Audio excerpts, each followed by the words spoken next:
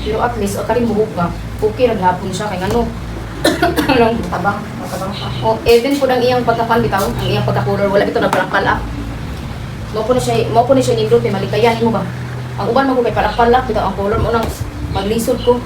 Kani sakto rabi ako iyang pagbutang sa color ani mo. Pero nin-dry lang din siya buhok katungod sa na-over sa color. Na-over po siya sa pagmumol sa medisina. Yan, magkuhan ka, madala pagkuhan. O, kani siya, Sa dami siya. Grabe rin siya, pero dili kayo. Dayon, ang nakanindot niya, ang color niya kay sakto pagkabutang ba. Wala ito nagpalak-palak. Kaya kung magpalak-palak ka maglisod siya, di kayan. Kailangan ka maguna ko rin siya i-treatment ang ubos. Then ang babaw, butang ang unang medisina. So matrabaho din siya inani ng klase. Kaya pati gali sa kanang itong treatment mo, react siya. Sabot ang igabo. Hindi ko siya pinibigyan, dapat ko siya.